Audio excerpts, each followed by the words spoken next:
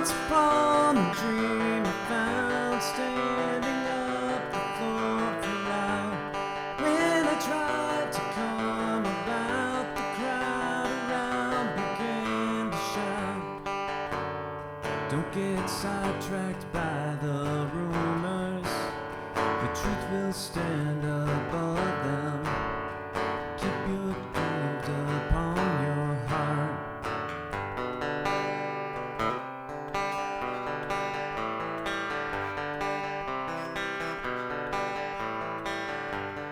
Once upon a song I sang, music had my ears a ring. It bucks my tongue from what to say.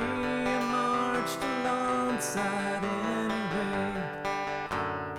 Be the light atop a darkened hill. Don't be blinded by distraction. You deserve love.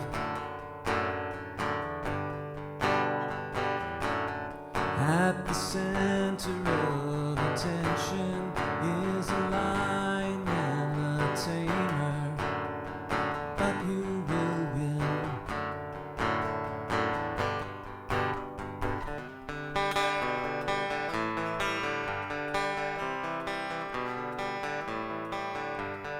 What about the dream deferred? It drifts away like dried up birds.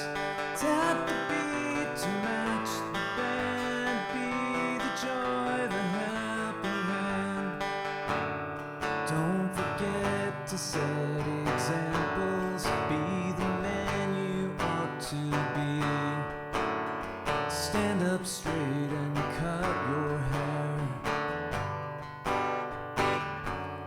Teach the lesson you've forgotten. Learn the lesson you've abandoned. Looking toward the future. Loose the knot that keeps you binded. Be the fire of your passion. Keep your chin up. Cut the anchor that is weighed you. Ignore the lies they tried to sell you. Cross my heart, I think not. If she thinks she disappoints you, be the one who works to lift her up. Don't hold her back. With the rearview mirror before you, leave mistakes behind you in the dust, but learn from them.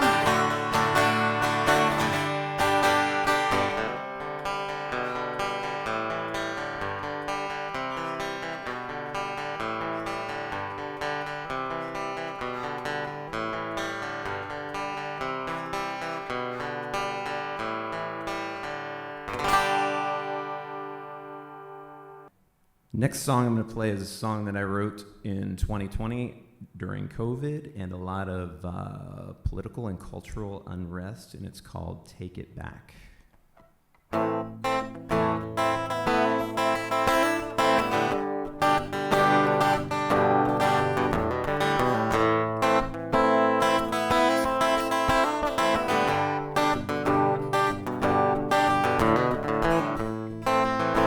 Do you ever get the feeling that watching you?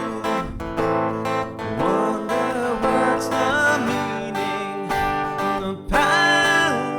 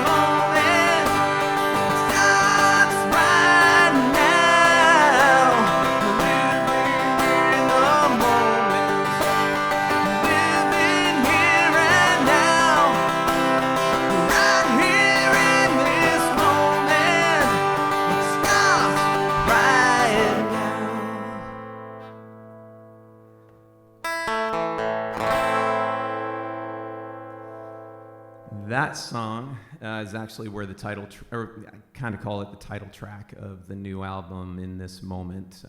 It's not the name of the song, but it's definitely where the line came from.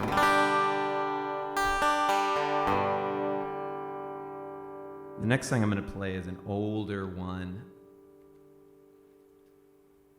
I would say circa 2015. I did record it. It is available for listening on Spotify. It's called Sunday Morning.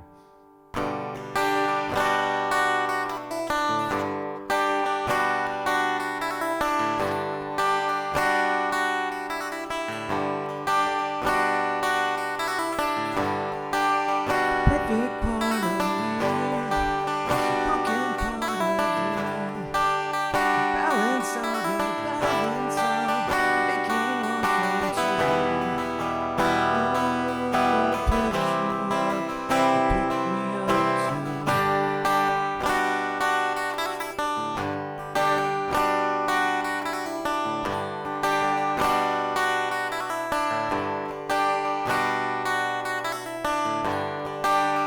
broken part of me, there's perfection in you. Builds me up, yeah, builds me up, makes me become new. You pick me up, pick you up too.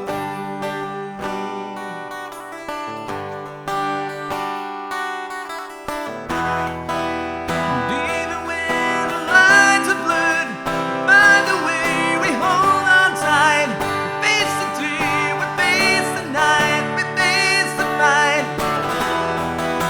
And even when our strength is gone, together we will take it on. We'll take it on, we'll take it on. We will breathe the fire.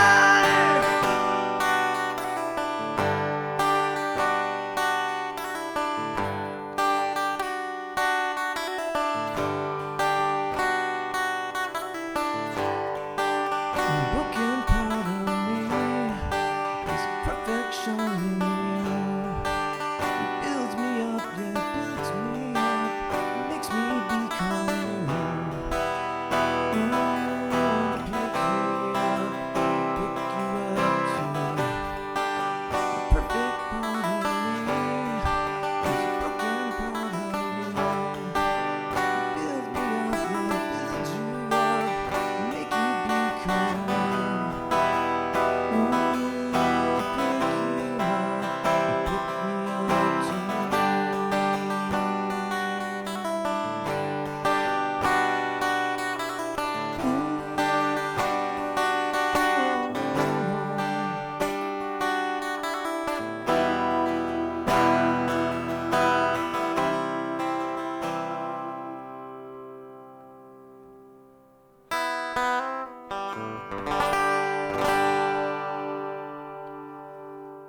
So that's the oldest one. This is the newest one. It's called I Hear You.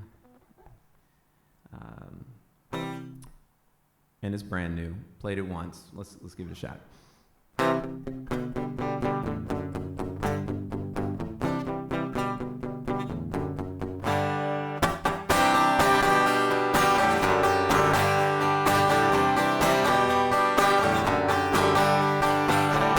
I feel the rain is coming down on me.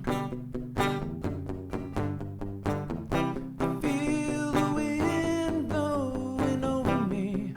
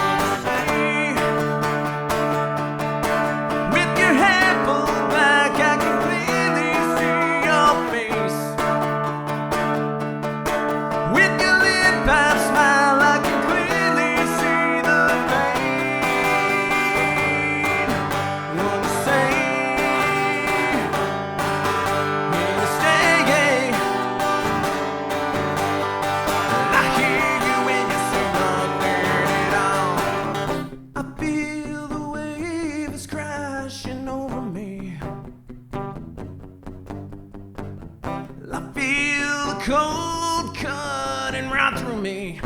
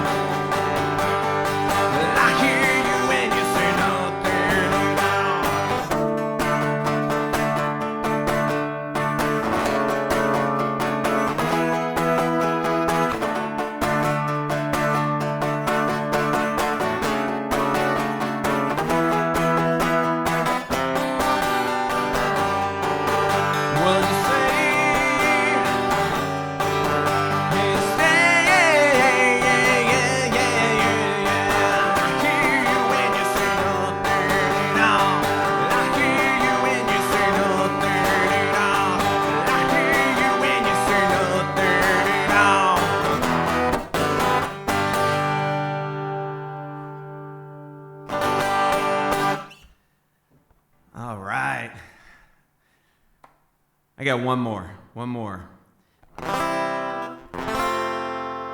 This is the opening track on the new album, In This Moment. It's called Forever's Long Time. I'm going to play it a little bit slowed down, just because it's just me and it's going to be fun.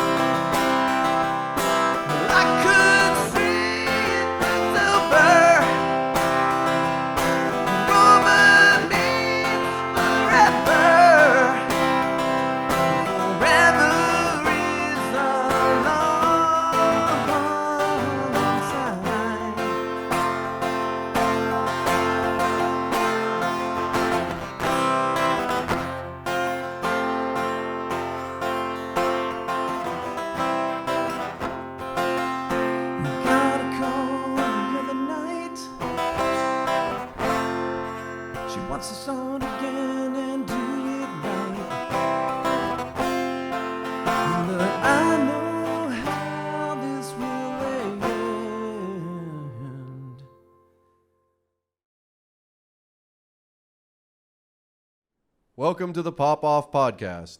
I'm Derek. And I'm Matt, and we're here with... Colin Gerding from Colin Gerding and the Chase. So what y'all just saw here was a great acoustic set by our friend Colin. But what you may not know is that when we first saw him, he was rocking with a full band, and he was playing the bass, all electric, tearing the house down. So this is definitely kind of a departure from what I'm used to seeing. Do you want to talk about the Chase? Yeah, absolutely. So I've been writing my own music for many, many years and recording, but this last batch of music that I wrote, I really wanted to play live with the band. And so got some friends together and started playing a couple of shows and just having a lot of fun. But these guys I've played with for a long time, really great musicians, solid guys. Yeah, it was pretty cool, and I was kind of surprised to hear that you wrote all this music yourself, especially you'd said that you've been writing music for a long time, and I'm kind of not used to that. Typically, different band members will play their parts and everybody comes together, but I think it's really cool, and I could hear how your sound is cohesive with your message there. Yeah, I have, my earliest writing was always with collaborators, so I was always playing with the guitar player, writing songs that way, and then the singer would write the vocal melody and the lyrics. But this has been a lot of fun, just kind of taking control of the entire process and doing it how I want. So with the Chase, I know that's who you're with when you're playing live, but as we discussed on some of your older albums, you recorded all the parts playing them yourselves. With the new project, with the new band, with the new music you're writing, do you plan on recording as a group, or do you plan on kind of primarily doing all the recording and instrumentation yourself and utilizing these guys kind of just in the live performance?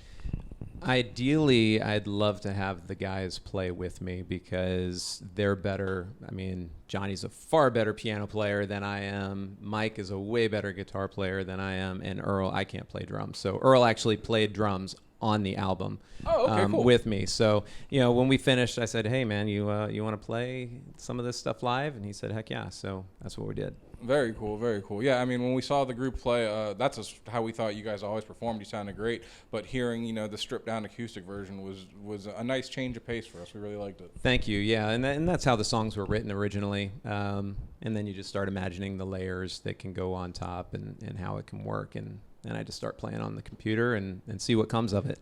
And one thing we'll both agree with, especially Matt, is having that rhythm section when you are playing the bass. You can really control the dynamics of the band, the tempo, kind of keep everybody in line. And could you maybe tell me some more about why the bass is such a better instrument than the guitar and why bass players are so cool? Bass players definitely, we are the secret weapon. If you don't have a bass player, it's noticeable. I think that as a bass player, you do carry so much of the dynamics of the song. I mean, I'll interchange between fingers and picks depending on the intensity or the speed of a song. And then locking in with the drummer is huge. I mean, Earl and I have played together since like 1999, maybe 2000. The show that we played at with the Orpheum with you was a friend of ours named RJ that played drums. So we had Earl couldn't make it. So it's really important for that bass player and that drummer to lock in, as you guys know. Oh, yeah, we agree 100%. I mean, we kicked everybody else out of the band and just stuck with drums and bass. So I hear what you're saying. I guess I kind of did the same thing and just stayed with myself. Yeah, and I don't know what what the bass does to people, but you end up growing your hair out and you got a soul patch, and then the next thing you know. That sounds about right.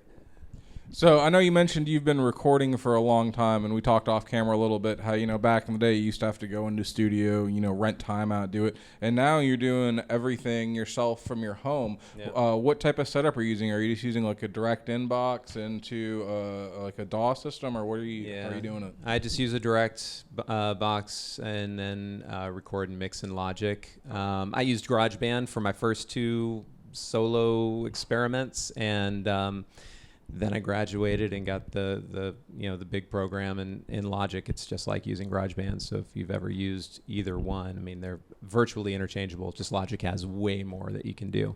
But yeah, that's how I work it at home. Yeah, I think really that's the change in music. Well, like art in general now is the accessibility of everything. I know we've had some people now see our podcast and ask us questions. We originally didn't start out thinking that a podcast is what we wanted to do. I mean, we like to think of ourselves as musicians first, and that's still where our passion lies. But yeah, any musician will know over time you end up with all this gear and extra cables and whatnot. So we try to do this to help other musicians that don't have all that yet, and then bring some of our expertise into it. But I think that's really the future where things are going, is producing things yourself, not having to have those same barriers like going to a studio or having connections has really opened up and done so much, for music. And again, I think art in general.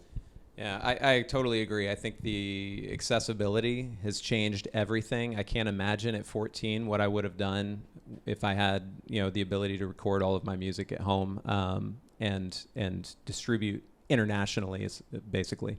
I think that is a huge part.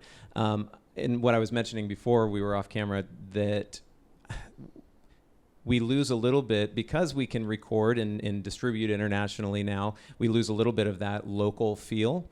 And so one of the things that I love about this podcast is that you're pulling in all of these local bands and reconnecting them. I mean, we meet each other maybe once or twice at a gig, and then maybe not see each other again. But I love the idea of bringing I appreciate community. that too. And again, for people that like a musician or a band, it gives them something extra to dig into rather than just the music. They can get to know the people a little bit more, and I think that does help the thing. And as you mentioned, we're playing a gig coming up here with, now it's several of our friends that have been on this, and we just look forward to hanging out with them, and we all get to know each other a little bit better. Yeah.